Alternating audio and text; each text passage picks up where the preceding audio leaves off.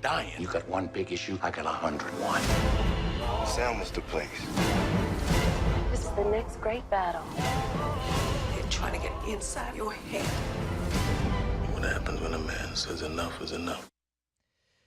Looks like a powerful film, a critic favorite. And nearly 50 years ago, Dr. Martin Luther King Jr. led some 2,000 people on a 3-day march from Selma, Alabama to Montgomery in an effort to secure one of the basic rights so many Americans take for granted these days, the right to vote. Now, some details of the new film portraying the historic march from Selma are in dispute, but in a time when race relations are at the forefront of discussion, perhaps it could come at a better time to remember where we were not even a half-century ago. And a pleasure right now to welcome back to Midpoint noted civil rights activist, Christian minister, member of a proud civil rights lineage, and author of the book, King Rules, 10 Truths for Your Family and Our Nation to Prosper.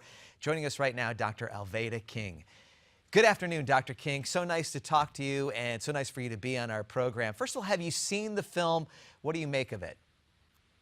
I have actually seen the film. I was invited to a private screening before it was released, and I would actually say it's historically entertaining. Now, it's not totally historically accurate, but Hollywood generally never is, but it is very historically relevant, and I actually recommend it for viewing. I actually do. What are some of the lessons that you got out of the film? What do you think, why is it important for Americans to see such an historical portrayal? Well, you have to remember, I actually lived during those times. And in 1963, my dad, A.D. King, and Mom's church parsonage was bombed.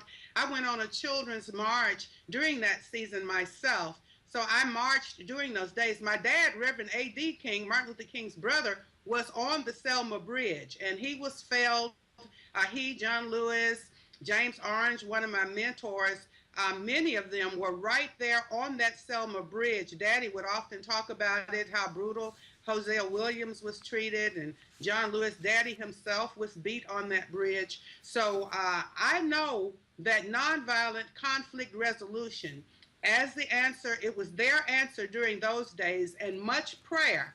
And that is what we need today. Now, racism has kind of surfaced again in a very broad way, and it's exposed a little more now. But of course, the days are different from the 1950s and 60s. I lived through that time. I became a civil rights marcher and activist myself. So I would say that we have a long way to go, but we are still moving forward.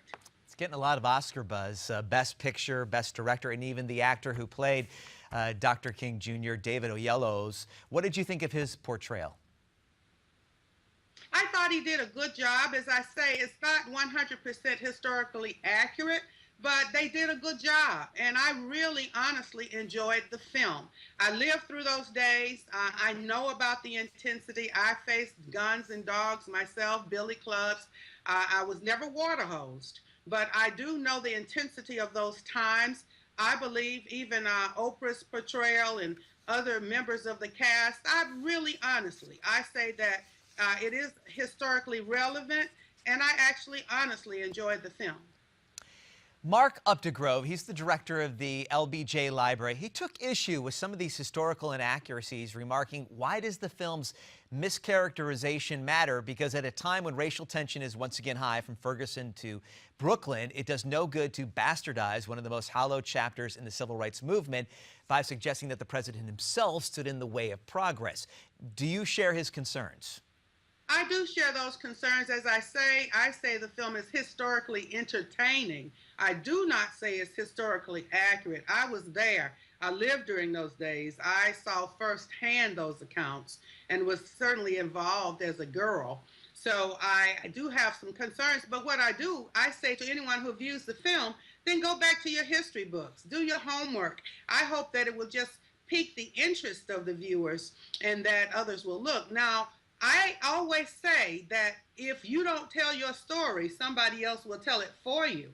And so those who are historians now, who know how those days were, which we've done a pretty good depiction of some of those things in my book, King Rules, my mother's book, A.D. and M.L. King, the ADKingFoundation.com. So there are so many really good historically accurate books, documentaries. I advise people not to just take that one movie and think that's it, but dig in. There's a lot of literature out there, including your book. And you know what? So much to talk about with Dr. Alveda King. What does she think of President Obama's comments that we've improved race relations in America?